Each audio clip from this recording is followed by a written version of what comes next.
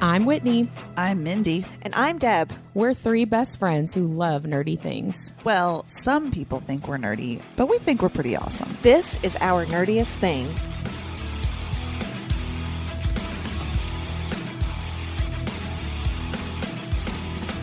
This season, we are discussing A Court of Thorns and Roses and all of Sarah J. Maas's books. We are spoiler friendly, so listen at your own risk.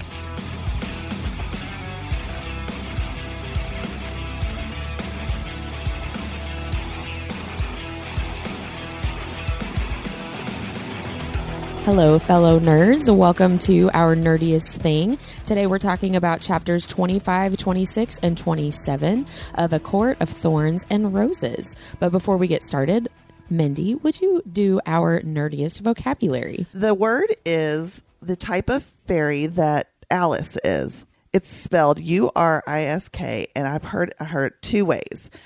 Urisk and Urisk. I read it as like urethra. That's like literally what I thought it was. Goodness. So maybe we should go with Urisk, or do you want to stay away from the urethra and go with Urisk? I always stay I was going to say, in general, I feel like stay away from the So urethra. let's go with Urisk. Urus. I read it like Urisk in my head, though, but Yeah. I did not think about urethras.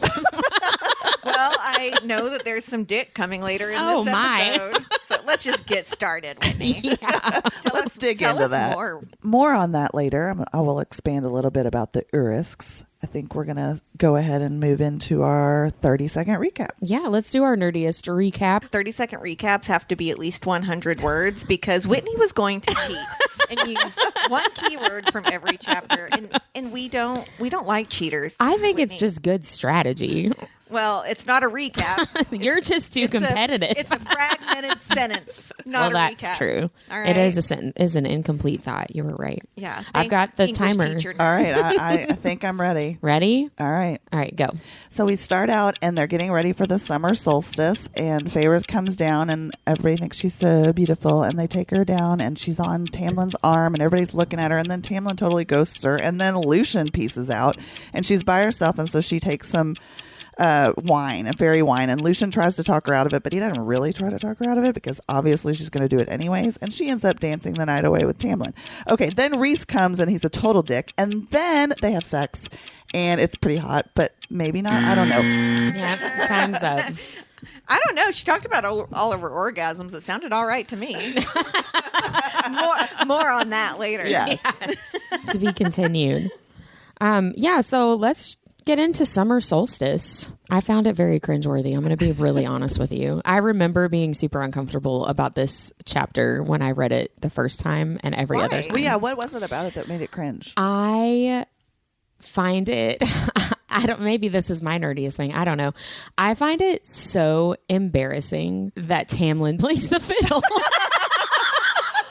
I don't know why. Here's why I don't find it embarrassing, and maybe you've never thought about it this way. Like, playing the fiddle is opposed to the violin, right? The violin is all about, like, long chords and, like, holding the notes and all Like that. orchestral. Right. In Yeah. the fiddle, you have to have, like, a lot of dexterity with your hands and a lot of upper body strength to hold, like, to do, like, long songs. So I think it's kind of hot. Well, and here's the actually. thing. If you think about it, in the olden days, the fiddle was really like the equivalent of the lead guitar of That's the true. time. So really, I mean, he's I the guess. he's the lead singer of the band, Whitney. Yeah. I can't. Okay. When I picture this scene of like Feyre drunk on fairy wine and she's like gonna dance forever to Tamlin's fiddling and he's basically like eye screwing her like while he plays the fiddle. But you're getting holding all it. sweady and stuff, and I'm like, here's where I ugh. think your other hang up is, and you're a music person, so I'm kind of surprised at this. You're holding it like he's holding a banjo, which of course No, I know that's not right. He's doing some fast finger fucking on the fiddle. Oh That's my! why it's hot. See, That's why it's hot. I just. And it talks about how his sleeves are rolled up and like Yeah, she can I mean, see I his get that. forearms and he's like sweating and like I don't know. Yeah, I she's just talking about how like muscled up he is. Yeah, and he is, and that's great. But it's just not. I guess it's just not for me. I don't know. So you would not have had sex with him the next day. Well, I didn't say that. I didn't say that. He could play you But it like... just- Oh, no, I have a joke. Don't interrupt me being nasty. I was going to say, Whitney, he could play you like a fiddle. Well, that'd be preferable. with the finger plucking and the sweating. I mean, I don't know. It just doesn't do it for me, and it hasn't. I've read this is the 8th time I've read this, and every time I'm just like, oh, the fiddle. Like I mean, would you prefer the lute? I don't know. I think I'm picturing a pan flute. I mean that would not be worse in my mind, I guess. But I don't know. I think of like Peter Pan when Peter Pan does not roll up his sleeves because there's no forearm. There's no muscle. Yeah, and I think it's really odd, having read the whole series, this is the only time that we ever see or hear about Tamlin's fiddling that he's like so good at and that he obviously really likes to do. It completely disappears after this chapter. It is a foreshadowing for her to think that music is from him. Like, you have to establish him as somebody who enjoys music or can play music, because when they go under the mountain and she hears that music, like, she first thinks it's Tamlin sending it to her. She does? That's a good point. I didn't remember that. Yeah, she at first thinks it's Tamlin sending her that music. I don't remember that. Wow. Whitney. Okay, my nerdiest thing of the week is that I knew something that Whitney didn't. I remember her being confused about that and wondering where it's from. Why there's music under there. Yeah. Right. Okay, maybe I made that up, but I really feel like at one point she sort of thinks... She doesn't say it is, but I think she considers that it might be. We'll discuss further in 3 or 4 I was going to say we'll get there soon enough, but stay tuned to see if I'm right or wrong. I thought that there were a lot of really cool foreshadowing in this summer solstice scene. At the very beginning, kind of before it actually starts, Tamlin is basically telling her we're going to have the summer solstice. And he says solstice celebrates when the sun outshines the night. And I wrote down, OMG metaphor. I told you guys before we started recording, I was in some kind of sassy mood when I wrote all these notes. So I have a lot of random comments. But I wrote down, Tamlin is literally outshining her mate, who is she calls him Night Triumphant a lot, when they're mated in the next books. He is the High Lord of the Night Court, and Tamlin is overshadowing him right now and kind of interrupting that relationship. I will say Rhys Ann's hot enough to never play the fiddle. I mean, I right? will say that. I don't know. I can't explain it, but it's just a weird gut feeling of no to the fiddle. You know what I was thinking of though, because I noticed the sun outshining and they stay up all night and they watch the sunrise, and I actually thought to myself, because I am a summer girl, anyone that knows me personally knows that I would love to do something for summer solstice, and maybe literally sleep outside on my kids' trampoline, drink wine, watch the sun come up, and do it older white women. But I think that would be. Would there be a fiddle? There has to be. There has to be now. Does your Willow Names have a fiddle on it? Maybe we could find an app. I'm sure we could. But I just thought that was really I have never noticed that line before, and how it ties in to the metaphor of Feyre and her romantic relationships, and how Tamlin is outshining the night right now, but it's not going to be for much longer. But it's interesting too, because technically it's not summer solstice isn't their. It's not even their. It's not their celebration. They're not. Yeah, they're not the summer court. So it's he's almost borrowing it. Well, and it's also he's got to borrow someone's game. Yeah, I know, he right? doesn't have any. Is it Helion that's over the summer court? It's Tarquin. Oh, okay. Tarquin. Well, still, he's got some game. I was going to say he has more game than Tamlin does. That's yeah. for sure.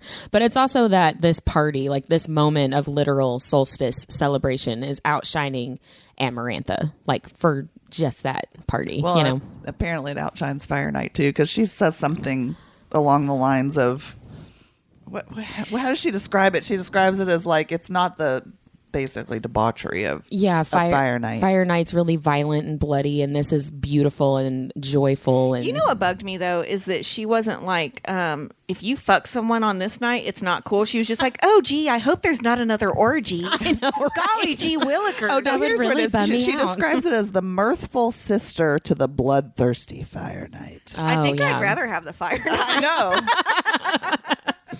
One notable thing that I looked up, this is the first time in this chapter that she calls Tamlin my high lord. I kept underlining in this chapter over and over again where it says my. And she only, if you notice in the book, if you're reading along with us, she only uses the term my high lord after this point. She never says, and she says my Tamlin and my lord. And oh so my it's gosh, a really I totally didn't notice shift. that. Yeah, this is the first time, like, when she starts doing that. Can we talk about the dancing and the fiddling? I also want to talk about how outrageously stoned she is. And Right. Like, she's not drunk, y'all. She is stoned. Like, she's Right. describing an acid trip. She really is. Like, oh, I wanted the music to swell up inside me. I've never Well, and done I'm that not when I've been drunk. Fae. I'm not Fae, but I'm one with the earth. I haven't had the music swell up inside me since college, if you know what I'm saying.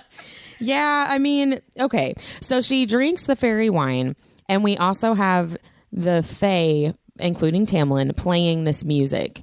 And so she's wanting to dance and never stop. She's feeling overly joyful, super intense, positive emotions.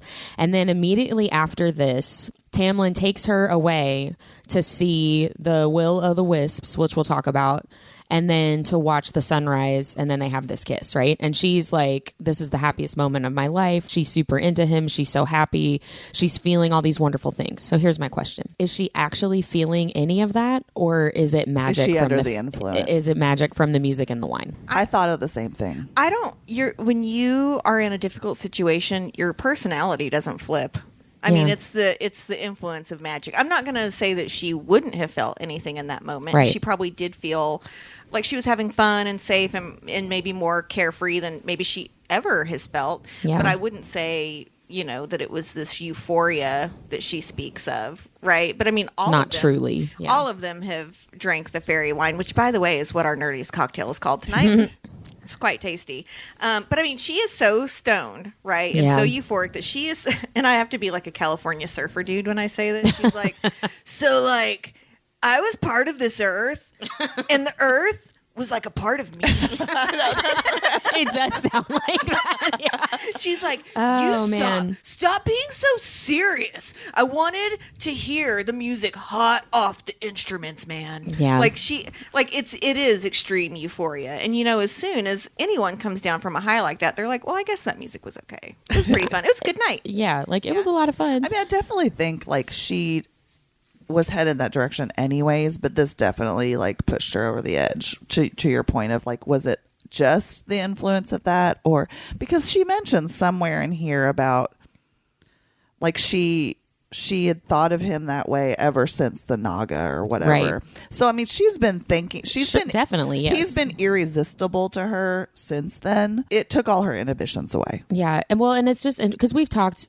a lot about Sarah J. Maas and her very deliberate choices, right? Like she doesn't write something that just like, oh, well, look how that worked out. What a coincidence, right? Like she's very purposeful and very strategic. And so it's just interesting to me that she made the choice to kind of have this really romantic, we're really gonna try to be vulnerable with our feelings basically, and like we're definitely both into each other when there's this influence of Fae magic. I think she had to, though, because and I remember thinking that as I was rereading the chapters, how she does go from him being this like brute that bit her neck to suddenly being like this handsome high lord who is hers, who can play the fiddle and knows how to dance, and suddenly has all this swagger and like takes her up on this hill and puts his arm around her. Yeah. I feel like if she wasn't under the influence, all of the readers would have been like, well, what changed all of a sudden? I mean, it was slowly changing, but I do think her being under the influence definitely helped.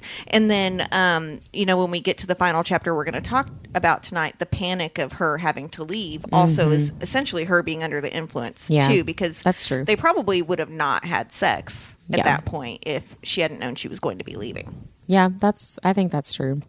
One thing that she says that I wrote down, and then after I share with this, I want to talk about fiddlers.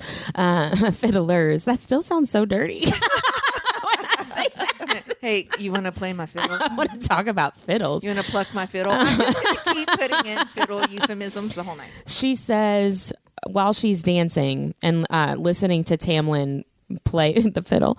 I was as unburdened as a piece of dandelion fluff, and he was the wind that stirred me about the world. Again, so stoned. And I wrote down, I was like, that sounds really poetic. That sounds really beautiful. That sounds really freeing until you want to not be floating around anymore and you want to be grounded and you have to rely on the wind to decide to stop blowing you around. Right. And she's not a carefree person. Right. Ever. Like this, I think very much like Tamlin wants to be the wind that is in complete control of what she is doing and where she is.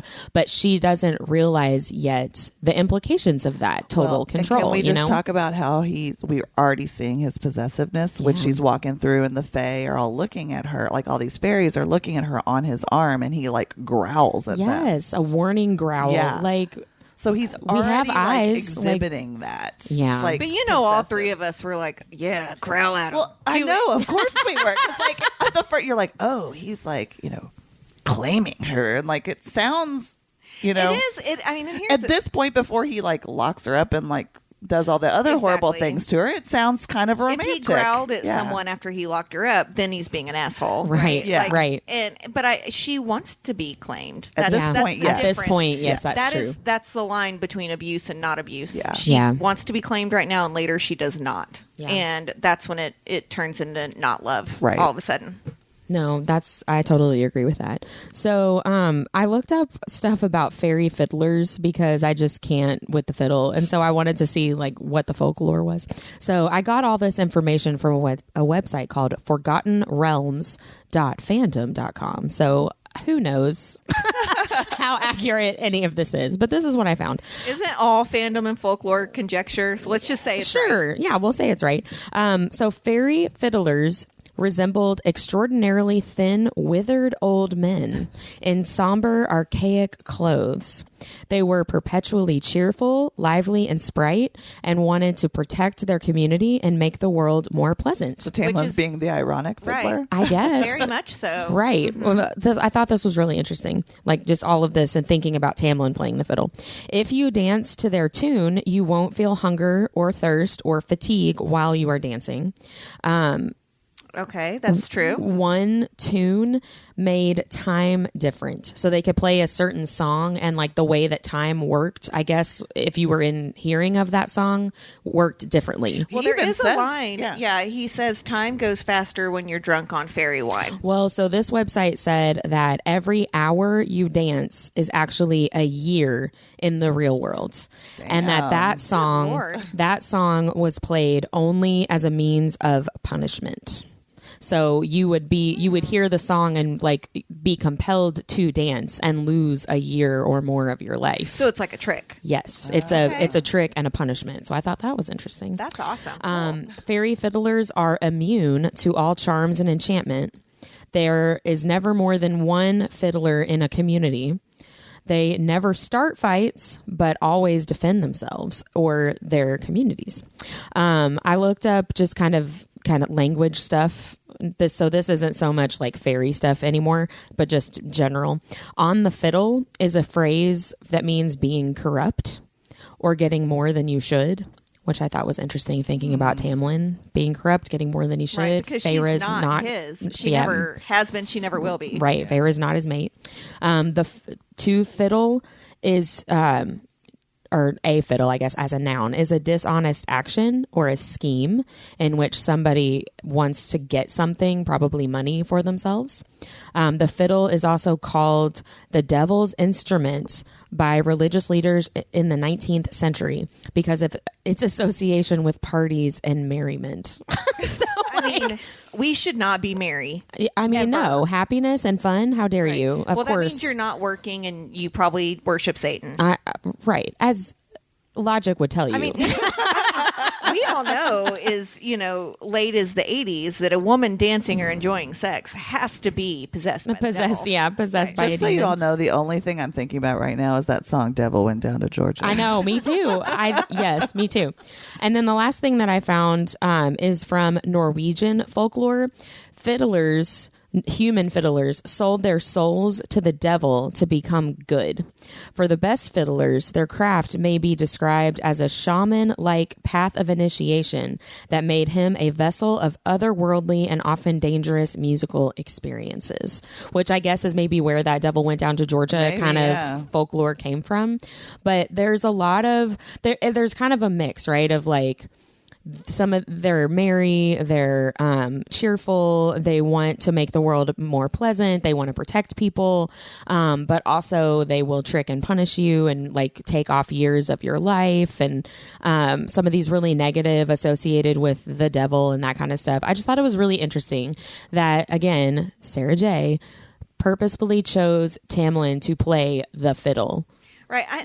I'm always so interested in someone's writing process, because does she go, okay, so he's playing the fiddle, and then she's like, okay, well, hold on, now I have to research that. That sounds so daunting to me. So Yeah, I don't me know too. if maybe her nerdiest thing is that she loves Celtic and Irish folklore, which I do think has to be the case with how much rolls into her work. Right. But, you know, I can't imagine writing a book and being like, well, if he's going to play the fiddle, it's got to mean something, right? And it does. And that's why we have all these crazy theories that we talk about on the show, is because nothing is on accident. It makes me think about Outlander, the Outlander books, and just the sheer amount of research that you have to do. Well, that's like historical. That's what, That's yeah, why it takes- historical, Yeah. the medical, like what would have been used as medicine in Yeah. these different time periods, and what technology would have been available and not available. Like, and that, I think about that with these court books too, with language and with all this different folklore and all these different names. And I wouldn't have the patience. Well, or this is why people get so up in arms about, like, what do you mean we got to wait 3 years for the book? Yeah. If we don't wait 3 years, then you're going to be pissed off that Tamlin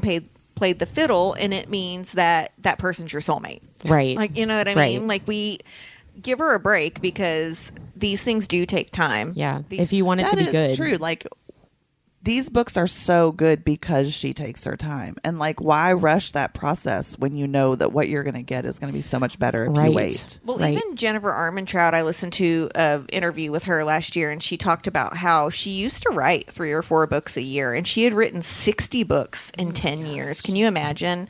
And since she started to write From Blood and Ash, she's only been releasing 1 book or maybe 2 a year, because she's like, if you want them to be at this caliber, you have to give me time. And she talked about how she was literally exhausting herself. Yeah. And it's got to be hard, because, you know, the fans are like, well, you used to do 6 a year and they were awesome. And you know what? Those books were good. They're not From Blood and Ash good. Right. Right. I mean, they're not. They're fun. They're light. I mean, there's a line in one of them, and I'll have to put it in the show notes which book it's called, but this guy is about to get hurt, and she goes, dear God, you don't want to die a virgin, do you? And of course I bust out laughing, because I'm reading at 2 a.m, right? Oh, So I mean, that's it's stuff like funny. that, but we get all of that witty banter with Poppy and Castile and From Blood and Ash anyway, so Right. I'd rather have the more thought out. Yeah, I would too, I think. Well, not I think. I know. Yes, Yes, I agree. please, thank you. Yes, I would Can too. we talk a little bit about Lucian and his attempt to get her to not drink the fairy Called wine? her a drunk idiot. That first of all, yeah, he's totally an ass. Like and then he's like, "You're gonna get me in trouble with Tamlin if you drink that," basically. And of course, if somebody tells me that, I'm like, "Oh yeah, Yeah, Gulp, watch gulp, me gulp, drink gulp. more. Yeah. I felt like it reminded me of that scene in Willy Wonka, the old Willy Wonka, where he's like, "Stop, don't, come No, back." wait, Yeah. please help. Don't Yeah. leave. Like, he's not really trying to get her to not drink it. Does he have to tell Tamlin that he tried to get her to not get drunk? Because it worked in Tamlin's favor. That's Well, what I was wondering. He does. He's like, "I tried to tell her," and Tamlin's like, "I got her." Like, I wonder. he wasn't even mad. Like, I wonder if Lucian was thinking, like, the clock is ticking, time is running out. This might help, right? Like, this might be some social lubricant, romantic lubricant. Also known as KY jelly.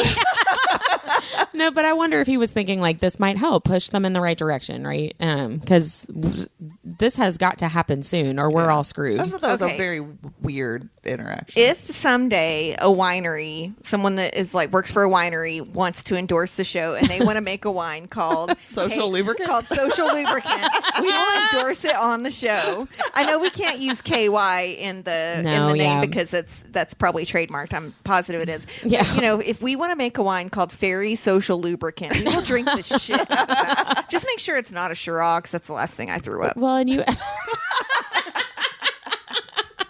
That might change in the future. I don't think Social Lubricant tastes like Shiraz. I'd rather throw up Shiraz than Bloody Mary in a can. No, you don't. No, Shiraz hurt. Bloody Mary in a can just looked really disgusting. I still had one like a week later. That's how Gross. I haven't had a glass of Shiraz since that, and that was like 7 or 8 years ago, y'all. So I guess I have thrown up Bloody Mary in a can since then. Since my Shiraz. gosh. But I can drink Bloody Marys. But no, talking about Lucian, I keep going back and forth between thinking like he is funny, like he is genuinely funny. He's a total ass. And then he is just so awful. And I just keep going back and forth between like, yes, there's the like we talked before, the Winston Cece mess arounds, like the Feyre Lucian mess arounds. Like I love their friendship, even though it's kind of fraught.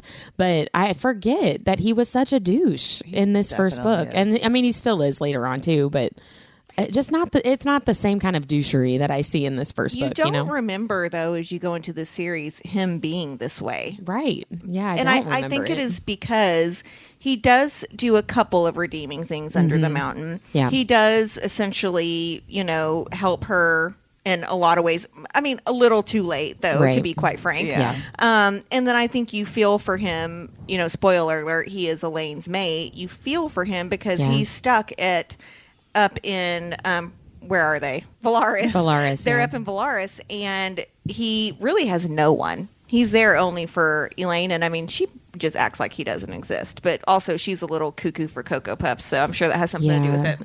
Yeah, she is cuckoo for Cocoa Puffs. Poor Elaine, but more poor Lucian. Deb, I know you had some stuff about the Will-o'-the-Wisps. In this chapter, he does talk about how, Mindy and I were laughing about this earlier, how he wants to take her somewhere and show her something better. And I just wrote in my margins, your dick. Like, I mean, that's obviously, he is trying to woo her at this point, which I think is really, really sweet. But I do have some lore that I want to talk about. Okay, so a little bit about the Will-o'-the-Wisp, because I felt like that was such a random thing to throw in there. And then, Mindy, what was our vocab word of the day? Urisk. So I want to talk about that, too, while we're talking about lore. We literally just said a little bit earlier that we know that Sarah J. Maas loves Irish folklore, Welsh folklore, Celtic. So when we're talking about the Will-o'-the-Wisp, according to Wikipedia, it is Latin for giddy flame, which I think is really kind of funny because these really are not giddy at all. So the definition of a will-o'-the-wisp is an atmospheric ghost light seen by travelers at night, especially over swampy type water. So water, ponds, swamps, marshes, and then graveyards, which I guess you're supposed to think there's swampy water there. So a couple of names that the Will-o'-wisp goes by is, number one, jack-o'-lantern. I did not know that's where that came from. I didn't either. Yeah, Friar's lantern. Hinky Punk, which is my new band name. I was just thinking that's a band name. Call Hello, this is Hinky Punk! That would be an awesome band name. Hobby lanterns or ghost candles. So the Will-o'-the-Wisps are known for leading you towards a goal that's impossible to reach and instead lead you to something malicious or odd. So can we talk about a little bit of foreshadowing there? Let me say that again.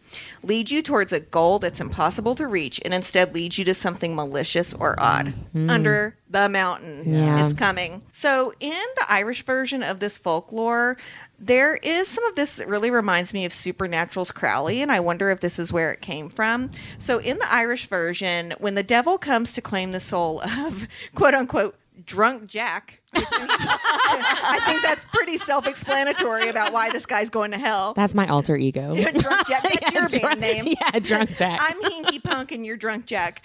So Drunk Jack tricks the devil into turning into a coin so that he can pay for one final drink. So, of course, Drunk Jack is like, I'm not letting you come out of coin form. I'm not going to spend you. And so what he does is he says, in exchange for your freedom, I'll take 10 more years of my life.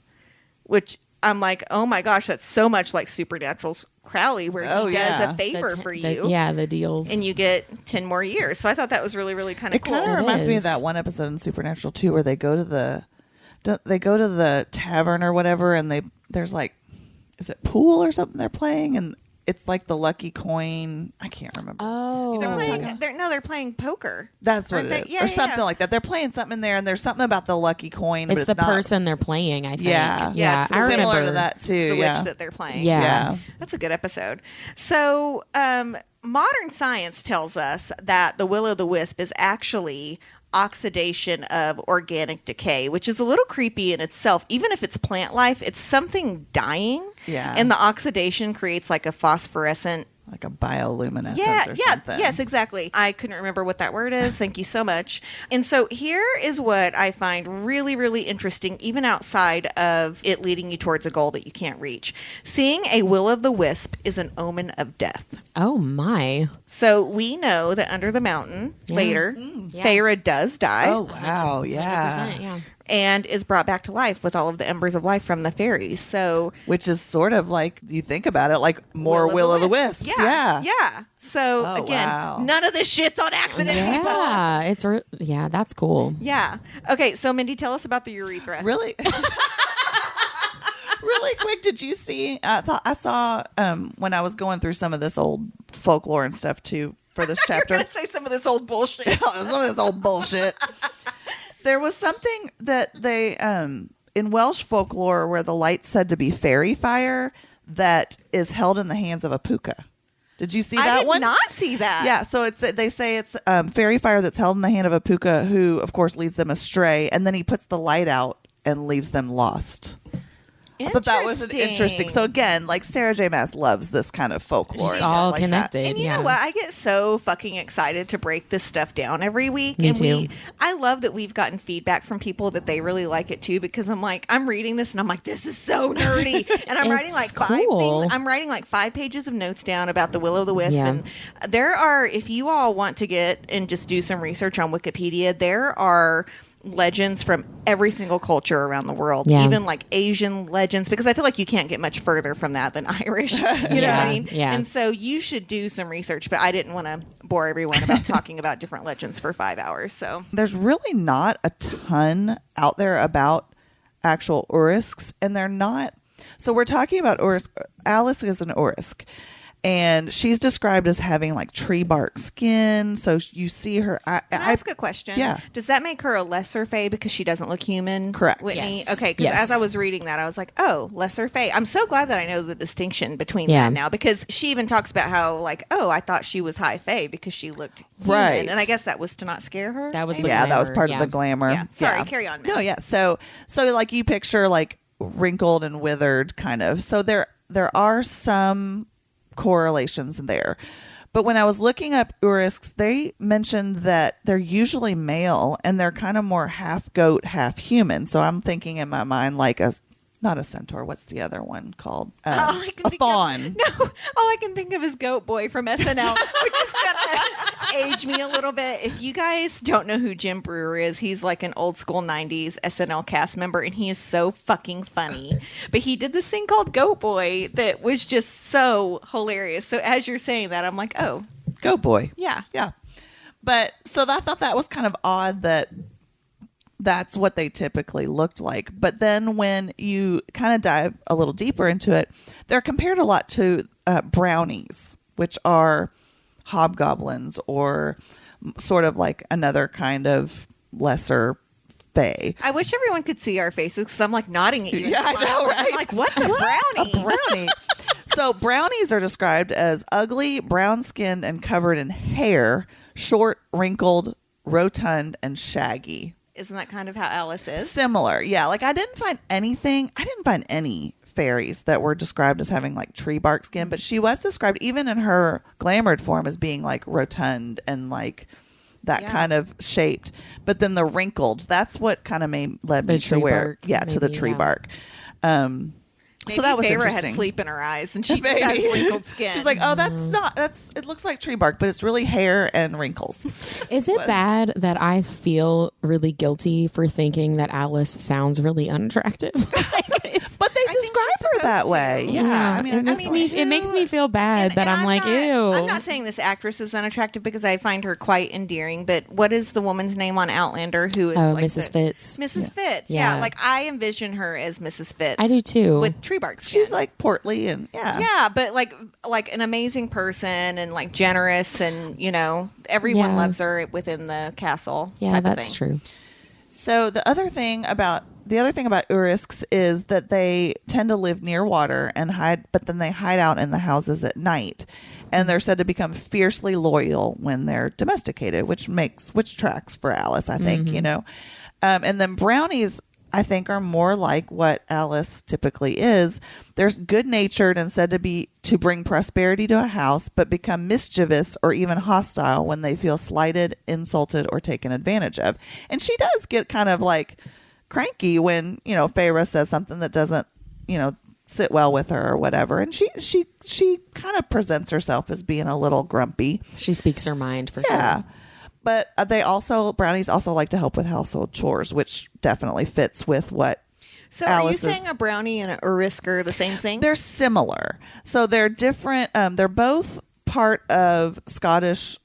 Brownies are Scottish folklore. Urisks, again, they're like, there's not a whole lot out there about them, but they're called Urisks from like Gaelic. Like makes me want to like dig deeper because I'm like, what are you hiding from us, Sarah Jane? I was just thinking, right? Because the Urisk and the Picts that I looked up a few weeks ago were neither of those. Right. There's not a ton of information, so it's like, where did you get information to write about like it? She pulled a lot from the brownies as far as like description and whatnot. This is legitimately just making me want to eat a brownie. You know what I keep thinking of is that prank that you see go around every year where some mom's like, I cut out some E's on my Cricut in brown construction paper and put it in brownies. foil. And I'm like, your kids think you're an asshole. That's not funny. I did that to my friend Ollie the first time I met her. It was April Fool's Day. But you did it to an adult, not That your is kids. true. That's a little bit Well, I mean, our different. kids were there. Those kids probably went home and cried because their mom gave them like brown E's in their lunch, and they were like, "I just wanted some chocolate." I was going Mom." to say, as an adult, I would be really sad. Well, I made some actual brownies too, so there was then that. that's You're off fine. the hook. But That's again, not you the did it same. to an adult, not like your 6-year-old. That's true. So the other thing about brownies is they feel very similar, as I was reading, to house elves in Harry Potter, because they do like to do housework. That's sort of their thing. And also, it's said when you give a brownie clothes that's their like key to peace out and leave. J.K. Rowling, we see you. Yeah. I know. So I thought that was we don't see you because you're kind of an asshole now. tied to other nerdy things there. And yes, J.K. Rowling is kind of an asshole now. And then the last thing is, which is interesting, which doesn't really tie into Alice at all, but I can totally picture it. So they are said to turn invisible, and this is a quote that I found within, I believe it was Wikipedia. Vanish in a tiny puff of angry smoke.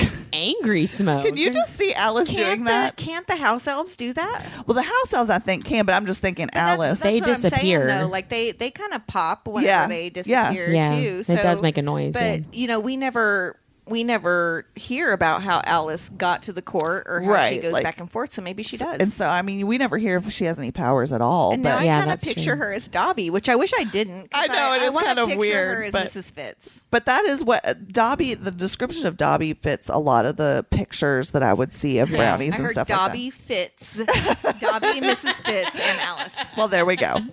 And so that's the Urisks, which are really more like brownies in this depiction. I thought that love was that. interesting. But now That's cool. I do kind of want to like see if I can find some like, not in an internet search, like literally go and like look in some books about it, see if I can find out about Urisk. I want to go to like Buffy the Vampire Slayer's I love Buffy. library and look and see if I can find some stuff about that. So this part of the episode is brought to you by Our Nerdiest Cocktail, where Whitney can't figure out how to use modern Tupperware. Just pour it, Whit. Is it pour already it. open? Pour it. I don't even think I pour closed it. Pour it. Pour your fairy wine. Keep going. Keep going. Keep going. I'm going to have to go get an actual bottle of wine here in a second, I think. Because that was all of it. That's it. That's okay. We drank it all. I don't think I need any more after after this 2 sips. So Whitney had like a little bit. Mindy and I had double that the first time and then double that the second time. So in a minute, we'll take an Our Nerdiest break and go open a bottle of wine. Because as I said a couple of episodes ago, it keeps me funny.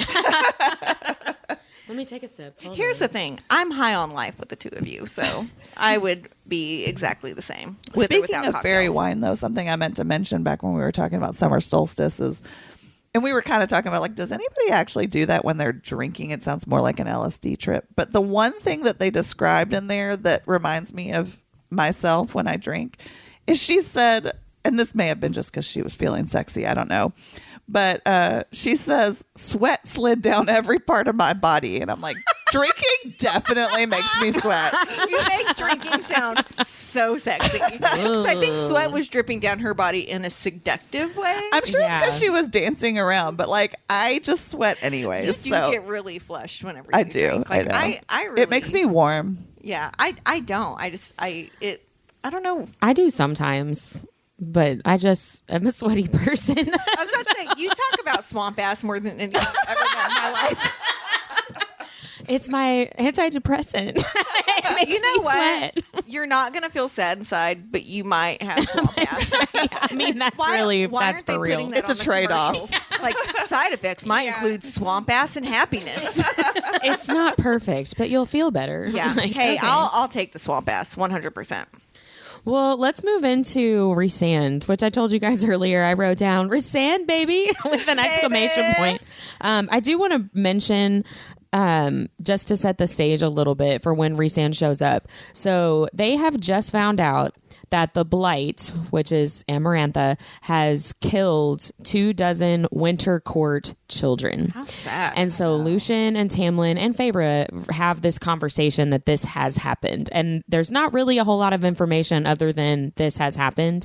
Their magic was shattered, I think, or no, they burned through their magic and through their brain. and shattered their minds, is what it said. And Lucian specifically makes the point, though the Night Court, of course, manages to remain unscathed. Only the Night Court that we know. Yeah. Right. So they are in this mindset. When Rhysand shows up the next day, I think it is, when he shows up, they are in the mindset of basically being pissed because I think he shows up right in the middle of that. right lunch after that they're conversation. having. Yeah. In the middle of the conversation. So they are thinking that he probably has something to do with it for the fact that the minds got shattered, because that's one of Rhys's powers. Right. They are resentful and angry because Night Court, of course, remains unscathed, and they're going to throw some digs at him when he shows up in a minute. But they're in a super negative headspace when he shows up, I right? will also say, for those of you that are reading along and maybe have never read this, it was not Rhysand.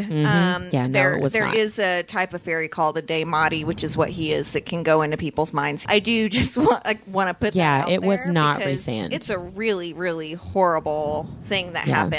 And so for Amarantha to do something like that, it's setting the scene for how despicable she is. Well, and we find out later in book 3, when the High Lords all have their big meeting, Rhysand and the High Lord of the Winter Court have to basically hash this out, because Amarantha purposefully made it look like Rhysand was probably the one that dealt with these kids, right? Like she wanted to pit Night Court and Winter Court against each other. And so a lot of people do not trust Rhysand in general, and they especially don't trust Rhysand because he's sleeping with Amarantha.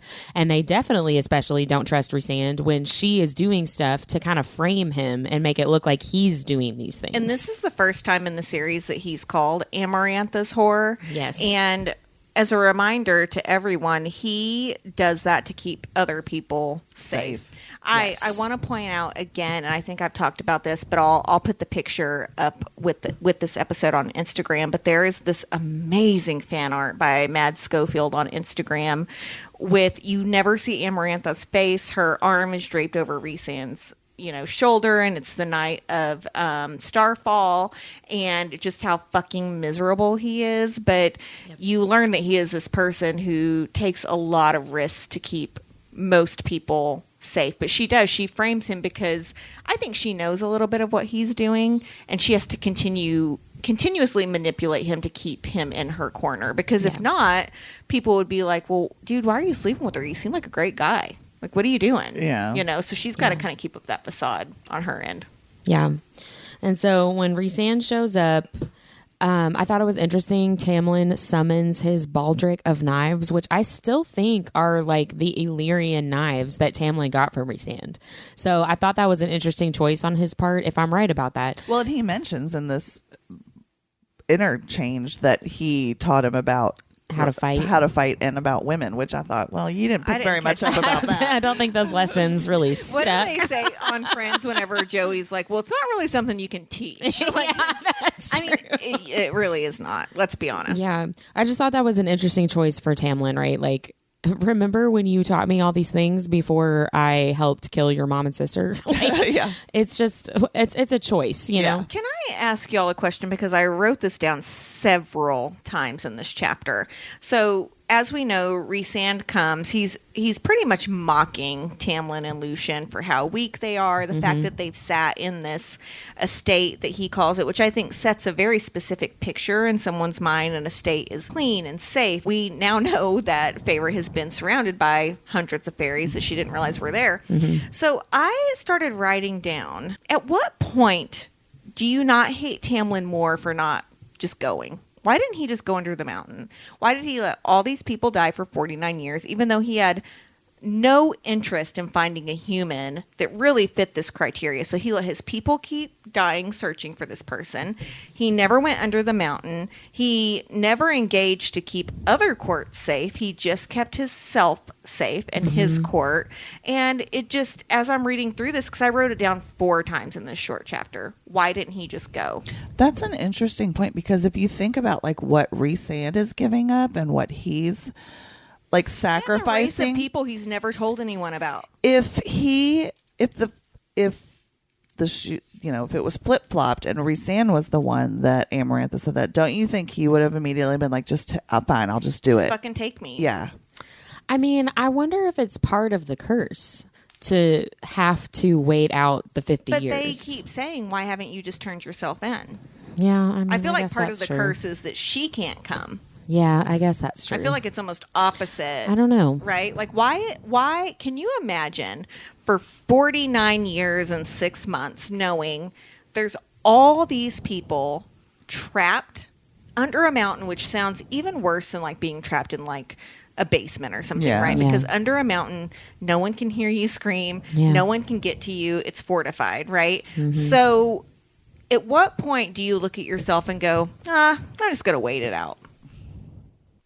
I mean, I don't really know. I think for me, that's one of the like $1 million questions about Tamlin, because I think that you could ask, obviously ask that question about this scenario and this curse and like, why are you just sitting there for 50 years? What's going on?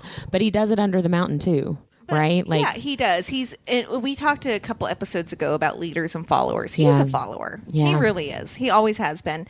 And so why didn't he train those 100 fairies that are still on his land? He had 50 years to train them how to fight. Even if they don't want to, all he had to say was, you know what? She's going to kill you if you don't.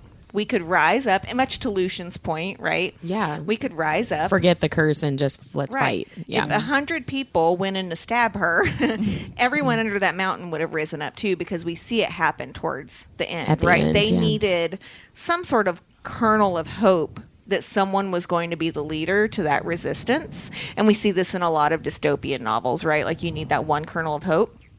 So why couldn't he be that person? Or why couldn't he let Lucien be that person? Because as you said, he is not a leader. He is a follower. I mean, I think... But I guess he couldn't trust Rhysand, but like find someone who is a leader. He would never Right. with Rhysand. Yeah. I mean, and we know later, and I would really love a point of view chapter on this. Like Rhysand does give Amarantha Feyre's quote unquote name, which is Claire, which happens at the end of this chapter that we're talking about right now. So what? And that also makes me question. Rhysand knows that Feyre is his mate.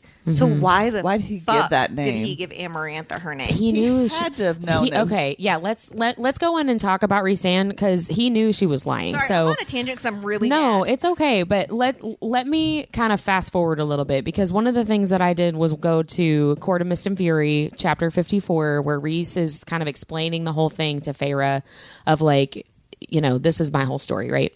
And so when he's talking about this particular day, he says Amarantha was very happy with him, with Rhysand, because of his, I guess, you know, performance, not sexual performance, but performance on Callan May night when he brought those 3 picks and said that they were traitors. She was happy with that. So she sent him to go back to Spring Court the day after summer solstice purposefully so that he could do the same thing again and check on Tamlin and make sure that Tamlin's not planning anything, trying anything, bring traitors back to me, right? So that's why he was there in the first place. He did not know that Feyre would be there. He still didn't know really who she was. He did not know that she was staying in Tamlin's house. He did not know that she was like a part of potentially breaking this curse until he realizes that she's there, right? And so that's one thing that makes me think that Amarantha doesn't know about Feyre being there either, because Rhys didn't know that she was there. And I feel like if Amarantha knew, Rhysand would have known that too, you know? We've gone back and forth about that right. for several episodes. Like, did she know? I think she knew something was going on. Yeah. She just couldn't figure out what it was. Right. No, I think that's true, but I don't think that she knew there was a human girl. So Rhys shows up because Amarantha told him he had to, and he tells Feyre basically like, I was just going to be a dick and give them a really hard time is basically what I was going to do. And then I smelled your scent, and then I sensed this glamour and realized what was going on. Well, he noticed that like her plate was there. He realized. I think that he smelled her scent and like on her glass or something, and then like that's why he noticed her plate, because he told her like, I smelled a familiar scent, I sensed the glamour, and so he realizes that somebody else is there and realizes it has to be her based on the scent. And then, you know, in this scene in the first book that we're reading, Feyre says that like a look of excitement and disbelief kind of crosses over his face. And it's that moment of realization for him of like, oh my gosh, it's this girl again. Right. And so they have their interaction where he asks her name. So in Court of Mist and Fury, he tells Feyre, you know, Amarantha didn't send me there for you because I didn't even know you were there. I was asking about your name solely for selfish purposes for me. I just wanted to know who you were. So how does he give it to Amarantha? So when he goes back, so first of all, he asks the name just because he wants to know the name. And when she says Claire Better, he says, I knew that you were lying. And he basically is like, I was really proud of you because, you know, you didn't know me. You didn't trust me. I was like threatening to shatter your mind and you still like had the balls to lie to me. And he was like, I thought that was great. So I was like, that's fine. I wasn't going to push it. I left and threw up immediately. Like after he went out of there like super fast. If you notice in this chapter, he just disappears. And it's because he's like losing control of his emotions. I know. Aww. So he goes back to Amarantha, and I'm not super clear on the like when and why she has to tell the name.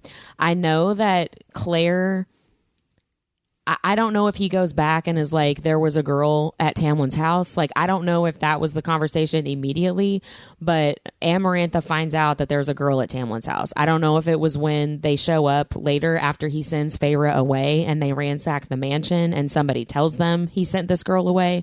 I'm not sure, but he gives the name because he thought that it was a completely made up name. He did not know that it was an actual person. I see. He knew that Feyre was lying, but didn't realize that she gave an actual name of someone else that exists. Also, when I was reading this book for the first time, I knew it was a Beauty and the Beast retelling, and I was like, okay, I'm getting this, and like I see the chemistry, and this is a pretty good author. And then whenever Feyre goes under the mountain and Claire is spiked to the wall, that literally was like, no pun intended, or I guess maybe there is a pun intended. That is what drilled into me, like, I want to read these books. Yeah. Like, I remember thinking that is so not what I expected, Yeah. right? Yeah. And I just remember thinking how graphically violent that was, and I wish I hadn't liked it so much. But I found it very, very interesting that there was this whole other part of the story that was about to be told that was infinitely more interesting than the Beauty and the Beast retelling. Oh, right? yeah, for sure. But we had to have the first half of the book to get there. Yeah. Oh, Otherwise, yeah. we wouldn't have cared. I mean, it Well- was definitely a twist, so to speak. Yes. Yeah. Well, and this whole like she lies about her name or whatever. Feyre has absolutely no concept of Amarantha, really. Like, she's heard bits and pieces. She knows it's Bad News Bears, but she can't possibly fathom that by giving Rhysand this name, she is executing an entire family. Like, she just can't possibly know that. And Rhysand doesn't know that name belongs to an actual person that is going to suffer the consequences. He thinks it'll just be what's it called? A wild goose chase. Yeah. He thinks it'll just be a chase for a person that doesn't exist. And he tells her later, like, when I realized Claire Better was a real person, he was like devastated, because it was like, oh my gosh, like I did this because I didn't think she was real. So he tells Feyre that he broke into Claire's mind, and like, she didn't feel anything, and she was basically like unconscious the whole time, and he made her scream when it was appropriate so that they didn't suspect anything, but like, he did what he could. Can we have a part of every episode moving forward where it's like, do do do do do do, how does Whitney remember this shit?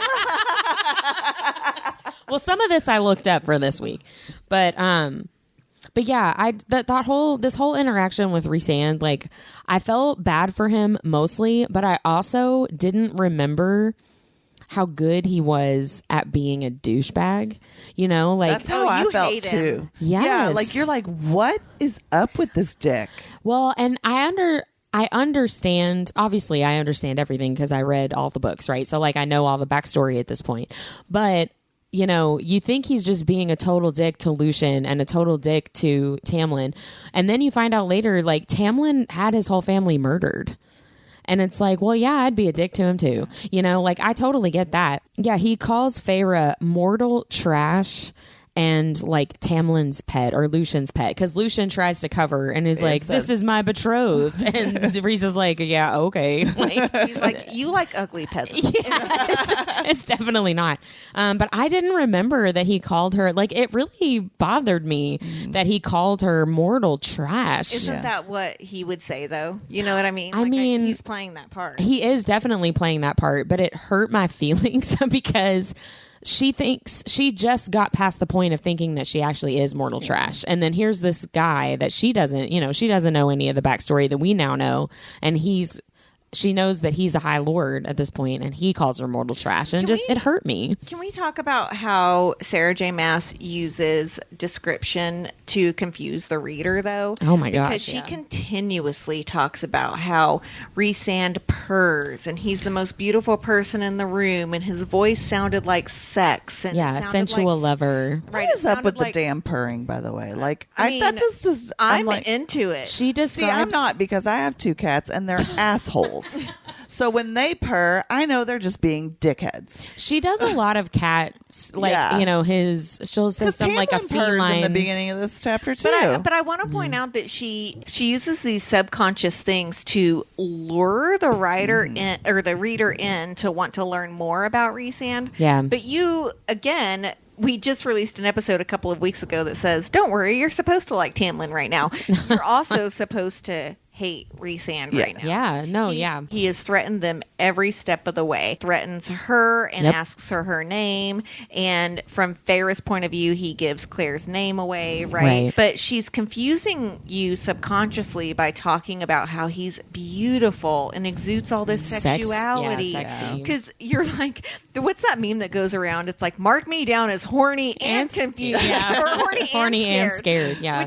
Which I feel like epitomizes this whole part of the book, because you don't understand why you are so drawn in by this character until you literally sit down and do a podcast. Well, at the beginning of when he first walks in, Feyre is like, this is somebody that wants to hurt me if he knew that I was here. This is somebody that I'm terrified of. This is somebody, she says, I could never paint him in 100 years. And I was like, you will in like 1 year. I wrote the same thing down. I literally wrote in the margins, you'll paint him in less than a year. Yeah.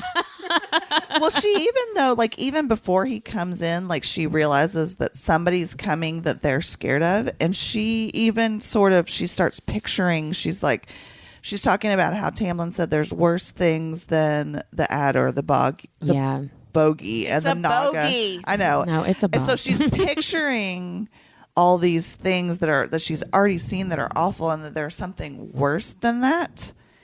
And then Rhysand shows up.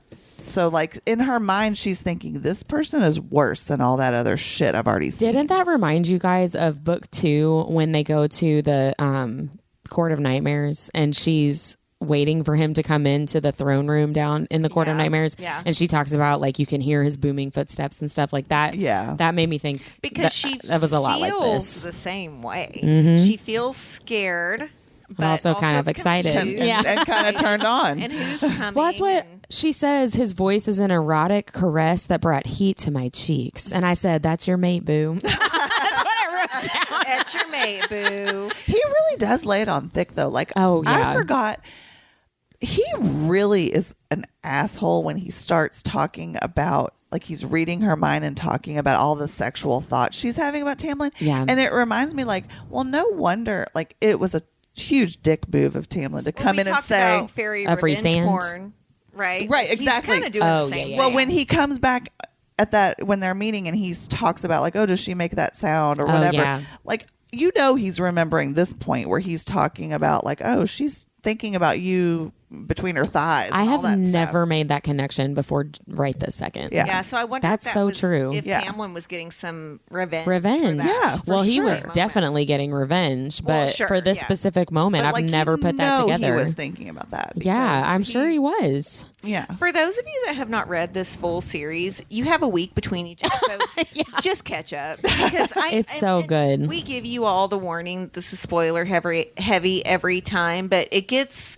I mean, shit. Whitney's read this 8 times and is bored, so it gets more interesting every single time. So It just really read does. ahead, It's so finish good. all the books, and continue to read with us. But we do want you to know what we're talking about, because it is really, really good. But I really want to talk about when Tamlin and Feyre finally. Oh, do yeah. it. So we can skip ahead. There's so much that I want to talk about, but we can't have 2-hour episodes every single week. Not every week. Oh, gosh. Yeah. So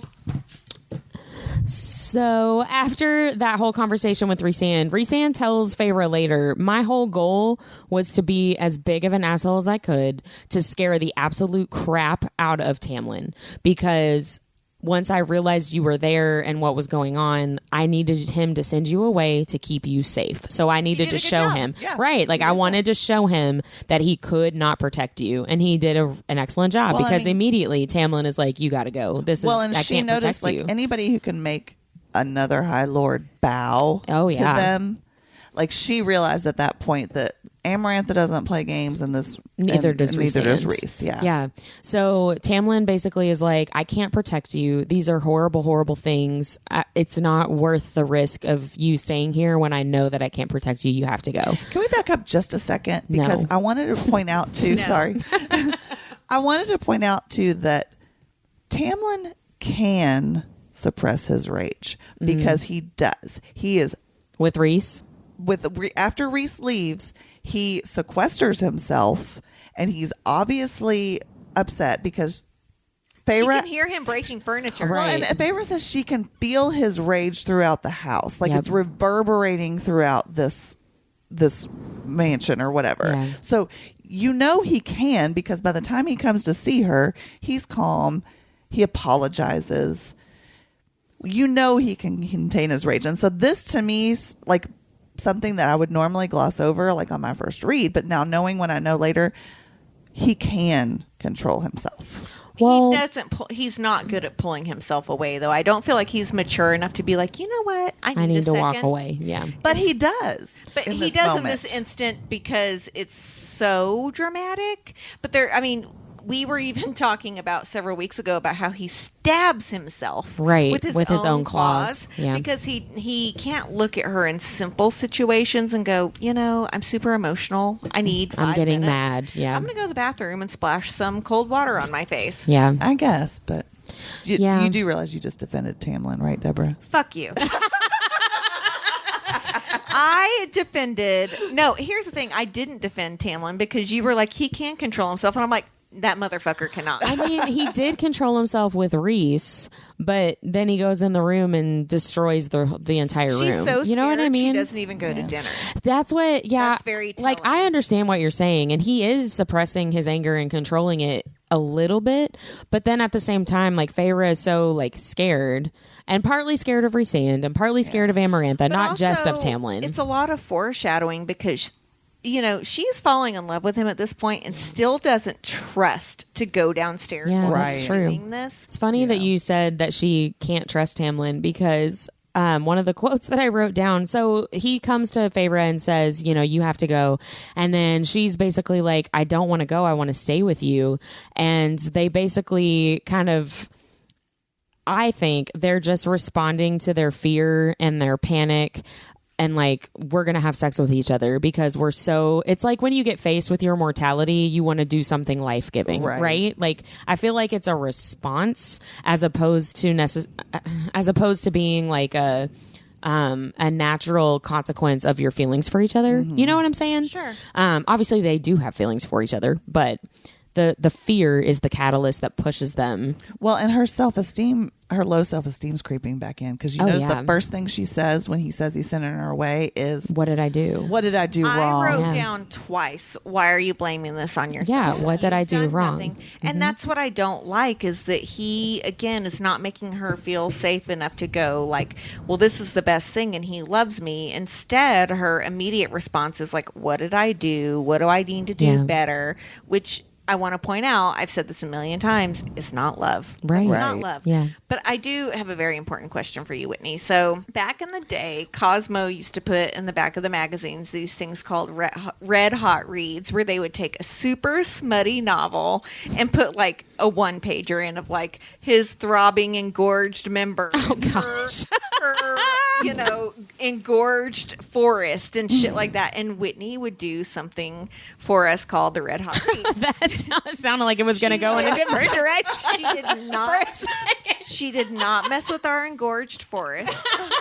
Just so you know, she did not touch a throbbing member. She just read to us the red hot read out of Cosmo magazine. So I have my book ready for her. Do you have a specific passage that you want me to read? I want you to read from the bottom of like this final paragraph on this page and the next 2 pages. I want you to read Tamlin and Feyre are having sex. Okay. In your best English teacher voice, please. His hands rested on my hips, and their heat singed me through the thin silk of my nightgown. Keep going.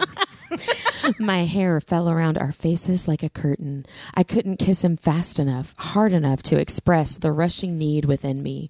He growled softly and deftly flipped us over, spreading me beneath him as he wrenched his lips from my mouth and made a trail of kisses down my neck. Boring.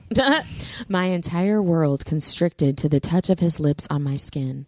Everything beyond them, beyond him, was a void of darkness and moonlight. That sounds like Rhysand.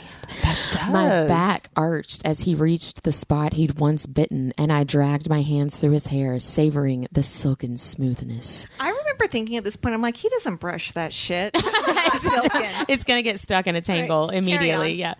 He traced the arc of my hip bones lingering at the edge of my undergarments. That's a very unsexy word, by the way. It's panty. My nightgown had become hitched around my waist, but I didn't care. I hooked my bare legs around his, running my feet down the hard muscles of his calves. Feet don't do it for me either.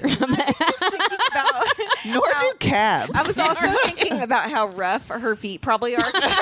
They don't calluses. They don't have like the what's the stone? The pumice stones. Yeah. Well, and she did lose her shoes at summer she solstice. did. You know, he was like, okay, She's got some blisters or something. Stop doing that, Sarah. Ew.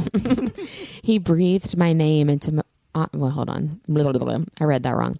He breathed my name onto my chest, one of his hands exploring the plane of my torso, rising up to the slope of my breast. I trembled, anticipating the feel of his hand there, and his mouth found mine again as his fingers stopped just below. His kissing was slower this time, gentler.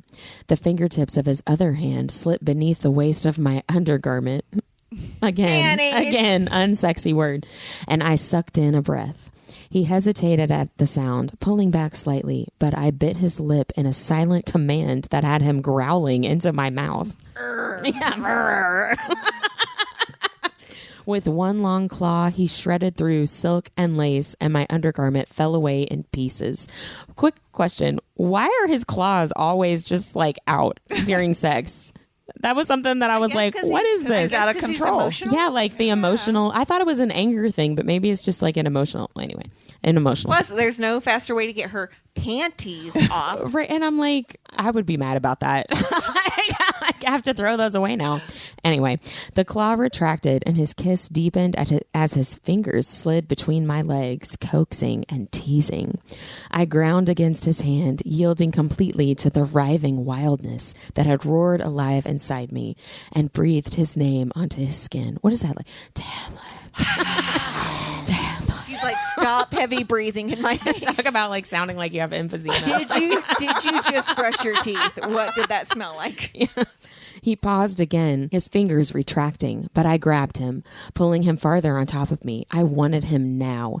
I wanted the barriers of our clothing to vanish. I wanted to taste his sweat. Ugh.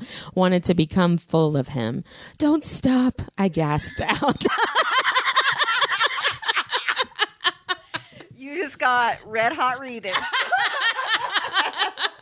Should I keep going? No, you can stop. So I just there's a lot more.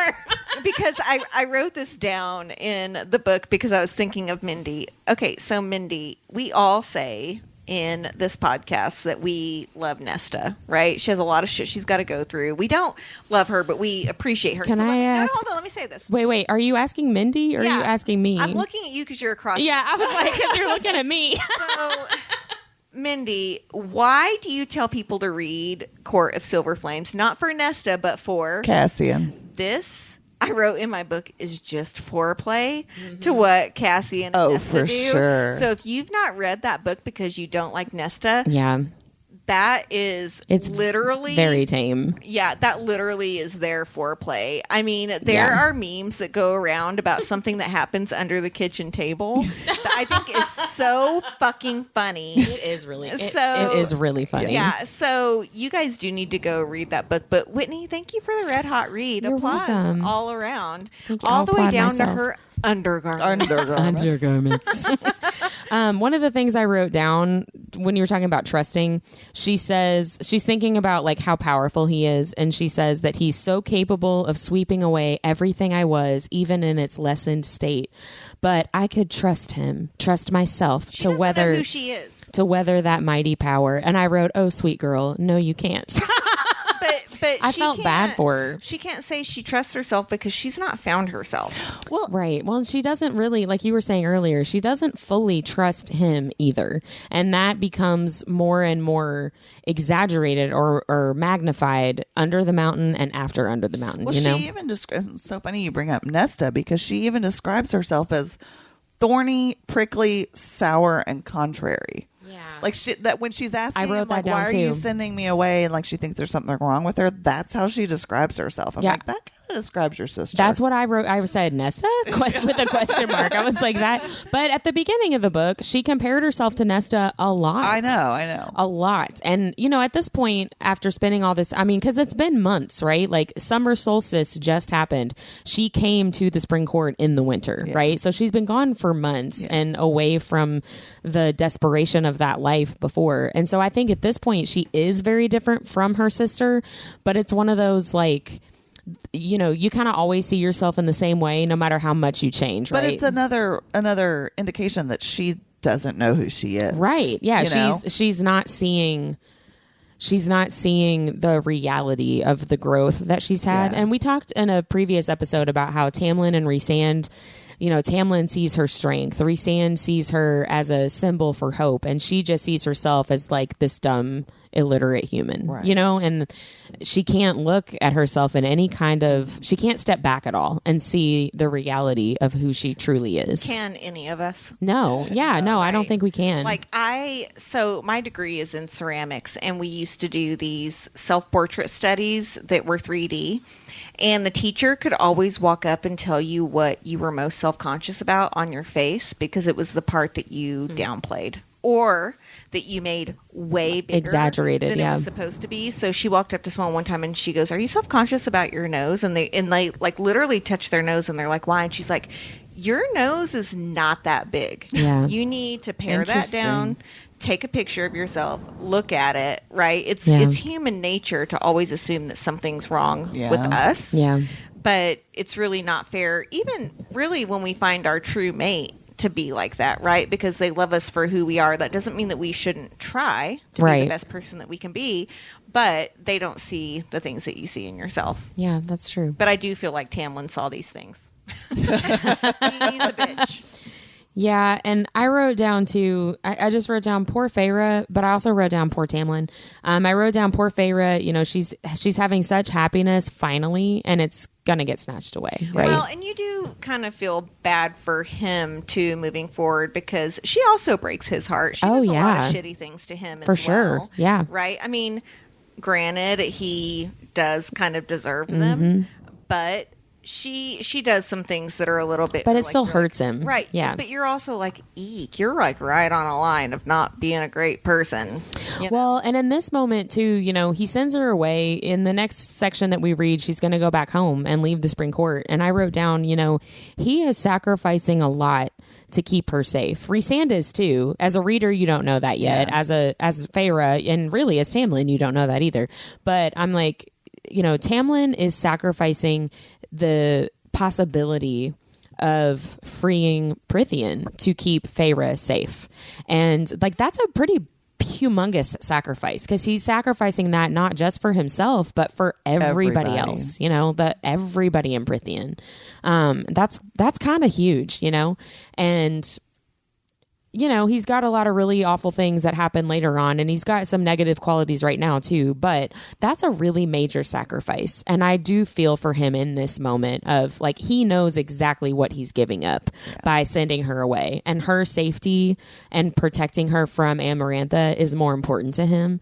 And I think that's a positive quality. Like we've talked about in numerous podcasts before this, that's his motivation, is to keep her safe. Yeah. So let me ask you this, because I know we're trying to wrap up, but Rhysand says something about like she could have been the one, but she's too stubborn. Yep. And then as she's falling asleep, Tamlin does tell her that he loves her. Yep. So is it like the Disney Beauty and the Beast where she literally has to say yes, it? Why is it going to be too late? Like, I guess my question is knowing what an outrageous, well, you said with the curse, they're not allowed to say anything. Right. But like, could he not just look at her and be like, dude, could you say it out loud? No, well, he does say to her, "Didn't you read between the lines?" I thought that was interesting. I noticed that. Yeah. Like all this time they're like before with the adder, when Lucian says, what did you hear? Yeah. I felt like that kind of was a resounding, like, well, that's what he's like, didn't you read between the lines? We'll see next week too, in the next section. I'm pretty sure that when she is leaving, that he says, "I love you" again. and like he gives her an opportunity to say it back. but I don't think he's allowed to say like, do you have anything you'd like to say to me? But That's a good point. she does literally have to say it, because later, you know, in a couple of weeks when she goes we already know back, she's scared of him. Why would she say that? right. Well, we find out when she goes back to claim Tamlin, basically, and Alice is like, well, here's the whole situation. Alice is like, you literally only had to say, I love you. And you stupid idiot girl, you didn't. Thanks for killing everybody. Right. Yeah. I mean, Alice is like pretty pissed about it, Well, but we'll you see know, that in a couple Again, weeks. when you piss off a brownie. A brownie. Yeah. We never learn about the. I mean, we do a little bit, but like, can you imagine the debilitating grief that would come with knowing, like, if I had just told him, Yeah. Oh, yeah. everything could have been different. But it had to be genuine too. Like, It would have been genuine, though. Well, She and was just afraid to say it. I want to think. point out too that's also not good writing. Yeah. yeah. Because people all the time will treat these characters like real people, and I'll be honest, we do too. I'm not Yeah. going to say that we don't. Is this not based on a true story? Well, maybe. But having said that, I think, you know, we have to remember that Sarah J. Maas also had to keep us on the edge of our seats. And if she had Yeah. said it, we would have been like, well, this shit's boring. Right. Congratulations. I will say, too, I know I just hyped Tamlin up a little bit for, you know, I guess rightfully, for making this major sacrifice to keep Feyre safe. However, the caveat to that is he only did that because Rhysand pushed him to. Yeah. And so I wonder, you know, it's an unanswerable question, but I wrote down, like, what would he have done if Rhysand hadn't come that day and hadn't, you know, shown him you cannot protect her, you but know? I also want to point out that from Rhysand's point of view, if he's been dreaming about this woman for years and he finds her, would you not push extra hard so she wouldn't say that? Don't you think that was part of his motivation of being a complete piece of shit, that he was like, well, I need to get her out of here because she might tell him she Yeah. Like he had to say all that shit about him too, and make me emasculate because him and make him if look she falls like in not love desirable. with Tamlin and breaks the curse, she's going to feel too guilty to ever leave go to him. to be Rhysand's with mate, and they Rhys. would have never had any time together. Right? Again, I mean, I guess not good writing. Yeah, but he does see in her mind that she wants him, she loves him, like, and He I never wrote. says that she loves him though, so maybe she No, didn't. Maybe she doesn't love him, and that's why she doesn't say it. Doesn't Maybe say she it. doesn't have those feelings until she leaves. Maybe, but he at least sees that she feels deeply for him. She cares for him, and I feel like So is his jealous pants. Came on. I wonder, because you know he says I hurled my guts up as soon as I left, and I wondered how much of that was like just the shock of the situation, nerves for like, are we really going to be able to protect her from Amarantha, but also like seeing your mate with somebody else Yeah. and like caring for somebody else in that way. Because he did see all those. Right, that's what I'm thoughts. saying. Yeah. Like he saw all of that, and he pretty much knew. He was denying it very much, but he pretty much knew that she was his mate at this point. Rhysand's a better person than me because I probably would have killed Tamlin. I know, Yeah. right? In that moment, for sure. Well, and I think Rhysand does lose his temper a couple of times, right? And I think that it might be that male mate, Yeah. you know, whatever animalistic tendencies that he talks about in book 2. But anyway, I could talk a lot more about it, but I won't. I also wanted to point out, and this is something that I think, you know, how like when you read something and you, because I feel like I've done it several times, invent something in your mind, like, oh, that's what happened. Yes. I never realized that Feyre is the one that initiates the sex. Mm-hmm. Like I've always thought this whole time that it was Tamlin's like, oh, we're gonna have sex before we go. No, she's the one that straddles him and like pushes him down. She takes her clothes off and like opens her leg up Yeah. and exposes I know, I actually her did. center. I actually did core. underline where she's like, I opened my leg to let him know what I meant or something Yeah. like that. Yeah. And I was like, okay. Okay. And here's the thing. During sex, we probably all do those things, but like I'm never conscious about like, maybe I'll just open my leg. Yeah. But Yeah. I guess as a writer, you have to say those things because otherwise you're just like, so you just like laid there and he got inside you? Right. You know, but I mean, if you think about it, like if you're in the moment, you're in the moment. Show, don't tell. Right, that's right. Because you're nothing like, hey, I spread my legs for you. You're like that. Hey, do you see my center? My forest? My core. My forest of treasure. Oh, do you want to put My what bundle of nerves. what do they always call it? Silk and what? Whitney, what is it? My silk covered steel or whatever. Velvet covered steel. Yeah. Where, and so it's like, and then his velvet covered steel. No one wants to be like, and then his dick was hard. Like, so, I mean, yeah, she has to tell us this. I'm pretty sure I've read some red hot reads that were his dick was hard. His dick was hard. The end. Mean, there's a time and a place. I guess. I'm not against it. Yeah, that's true. Is there anything else you guys wanted to talk about before we move into our nerdiest thing of the week? She constantly talks about how warm Tamlin is. If he has a heart of stone, how is he fucking that warm?